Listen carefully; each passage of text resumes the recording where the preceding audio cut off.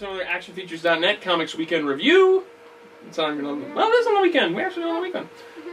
As we said in the last one, these are just going to be random videos we do about comics. We can't really keep up with a weekly basis during school. It's sort of like how it's too much. It's sort of how like we started. We just did like older stuff. Yeah, it's mostly going to be older stuff. Every once in a while, if a newer book really grabs us that week, we'll be like, okay, we need to talk about that book. It was really, really good, or it was something crazy happened, or we're really into it, or something like that. Right. But sad to say, most of the current books we're just not like super jazzed about right now. Especially you. There's really it gets tough finding a new book for you sometimes. I just mostly get back issues now in trades. Yeah. So we both have read these two trades. Blaze more recently than I have on some of this, but one of them I've read so many times that it's yeah. We'll start off with this one, which is Batman Under the Red Hood. As we said in that last video, Blaze wanted to read Under the Red Hood, but I had to read Hush first because kind of some events from Hush play into Under the Red Hood. Under the Red Hood is Judd Winick, Doug Mahnke, Shane Davis, Eric Battle, Paul Lee. This trade covers, let's see. A lot of ground. It does. Batman 617 through 618, and then 635, hold on, 635 through 641, 645 through 650, and Batman Annual number 25. And it's basically the introduction of the Red Hood character. Sort of back, it's a new version of the Red Hood, not the old sort of Red Hood from the Killing Joke and things.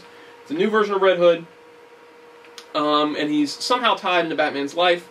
It's involving Black Mask and him kind of, you know, trying to control the crime area, or the crime in Gotham. Getting together some people trying to get the Red Hood. Yeah, because the Red Hood is kind of honing in on Black Mask territory, and you can't really tell if Red Hood's a bad guy or a good guy or what.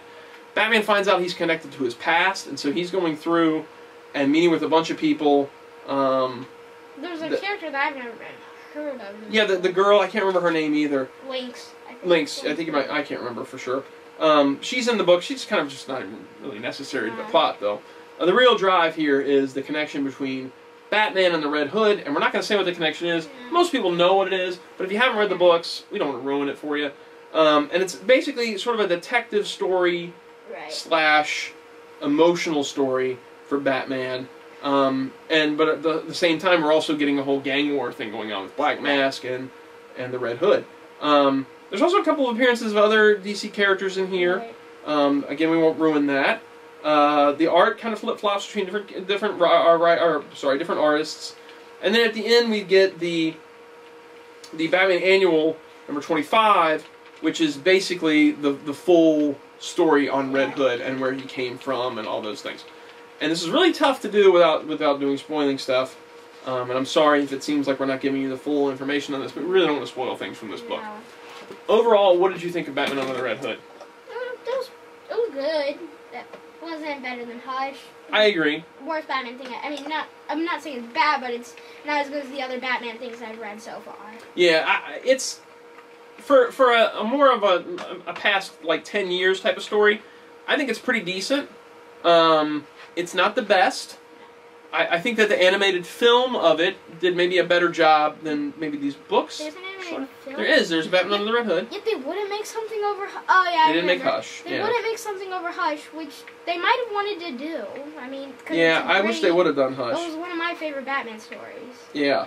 But for a book that's come out within the last few years, I think it's a pretty decent read. I started to watch the movie somewhat. Under the Red Hood? Yeah. Yeah. I'm glad you read the book first. I recommend everybody that's watching this should read the book first. I think the art from Doug Mahnke, the parts from Doug Mahnke are really good. There's some of the other artists in there that it's a little kind of rough sometimes. It looks a little like 90s image type stuff to me sometimes. But Doug Mahnke art's really good. Right. It's not one that I would say you have to go out and buy. It's a $30 trade, which is kind of steep to begin with. And it's not at the same level of some of these classic books you've been reading. That's a 30... It's a $30 trade. It's not the same level as some of the other ones, but it does have the Red Hood character, and he's become kind of, well, now it's still a New 52, Red Hood's still around. He's kind of now essential to kind of the Batman mythos. So that's what you need to know about the Red Hood character in that book. The other book is a must-read amongst Batman trade paperbacks and storylines, and that is the classic Frank Miller, David Mazzucchelli, Batman Year One. This kind of set the tone for Batman for years. It is basically his origin. It was done after Crisis to kind of set the status quo for Batman, and it's reprinting, if I remember right, it's issues 404. Let me see what, it probably has a cover in here somewhere, right? I can't remember what issue numbers it is. But it reprints the 4 Batman issues, 404 through 407. I thought it was 404. It reprints the 4-part story from Frank Miller. And this came at a time where Frank Miller was really big from the Daredevil books. His run on Daredevil was insane. And then, oh, it was crazy good. And then DC, Jeanette Kahn from DC kind of brought him over, and he got to do Ronin, and then he got to leave his mark on Batman, and that was doing this and The Dark Knight Returns, sort of doing the bookends of Batman's career. Batman Year One and sort of the last hurrah of Batman and Dark Knight Returns. This is absolutely fantastic and should be on every Batman fan's shelf. No doubt. I'll tell them a little about the story, and then you can say what you kind of thought of the book. Okay. It's Bruce Wayne has come back to Gotham after kind of being years abroad training and things like that. It's a really rough town. Captain Gordon's come to town, and he's kind of trying to be a good cop in a dirty town. The cops are corrupt. There's mob, and there's all this corruption going on in Gotham City. And Bruce has come back, and he's going to try and clean up the town, but he still doesn't know how he's going to do it. So it's a matter of him deciding to become Batman, and then the public's first reactions to Batman, and him interacting with the major elements of crime in Gotham. There's no crazy rogues at this point. Right. It's basically just organized crime that he's going after.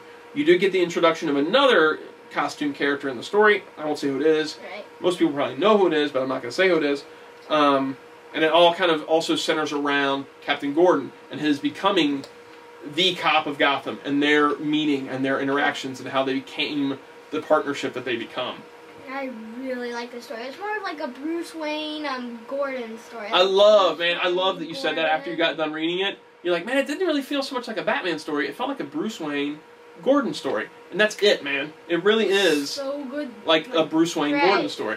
It's really, really good, and the writing is phenomenal, but really kind of pushes it over the edge for me as being my second favorite comic storyline of all time, is this wonderful art by Dave Mazzucchelli. I mean, it's perfect. It's the perfect art for this story. I don't know what Dave Mazzucchelli's up to nowadays, if he's going to come back and do some art sometime for some more stuff. I'd love to see him on a regular book, but this art is so detailed and beautiful that I don't know if he could even keep up with a monthly schedule like this, with this kind of level art. He did with this, but I don't know if he could keep doing it. Awesome. Awesome book. I love this book. I don't want to say, favorite parts too much, but, without saying too much, I can say that my favorite part is the Hunt the Dark Knight part. Chapter 3, The Black Dawn. Oh, yeah, for sure. Where he's in the building and the cops are coming after him. Oh, definitely. My goodness, it's so good. I know. Was the movie any good? Oh, it's quite good. It's quite good, and it's quite close to this book. There's even some sequences that look like it's just a Dave Mazzucchelli picture, basically, almost.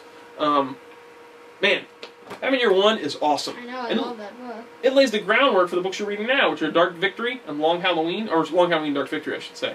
And like I said, it sets the status quo for Batman for years to come.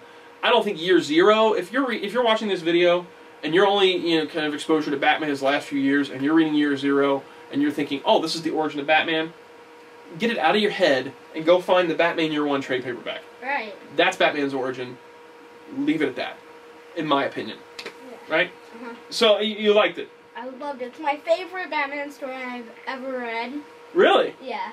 A lot of people go between it and Dark Knight Returns. Well, I can't say anything about that. You can't say anything about it because you haven't read Dark Knight Returns. But I don't see a problem with either one being said as the top Batman story. Right. They're both fantastic. It's just my preference is Dark Knight Returns. I like it better, but that's nothing against Year One. Year One is amazing. So that's it for this week. Next time around, we're going to talk about Long Halloween and Dark Victory, kind of our thoughts on those, and how they kind of move the story forward from Year One. How long has it been since you've read Long Halloween and Dark Victory? I think I read Long Halloween and Dark Victory as they came out, and then I read the Long Halloween trade again after that, but I think Dark Victory I've only read when it first came out, as it came out. So I'm going to try and reread those trades before we do the next one, just so I'm on the same page as you.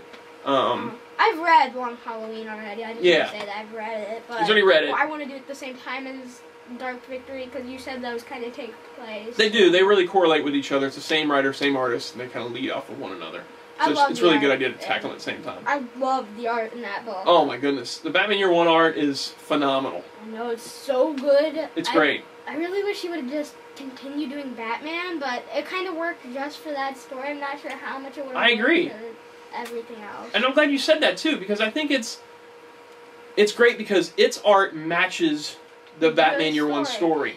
Whereas the Dark Knight Returns art matches the Dark Knight Returns story. See, that art wouldn't really match up for Nightfall or Death in the Family. I don't think so either. I think the only artist nowadays that's getting kind of close to his art is Sam Neill, the guy that was doing the Daredevil book that I talked about. And I even mentioned, I think that in one of the Daredevil talkings, that it's really, I'm sorry, maybe it's not Sam Neill. It was the guy that was doing Hawkeye, and I can't remember what his name is now. But his art on the Hawkeye book obviously was it feels very influenced by Mazzucchelli, in my opinion. It looks a lot like this art. It just it just feels like it's real. You know, it just feels, as you're looking at it, it almost doesn't feel like a comic book. It feels like just like real. It just feels real as you're looking at it. I really loved Batman Year One.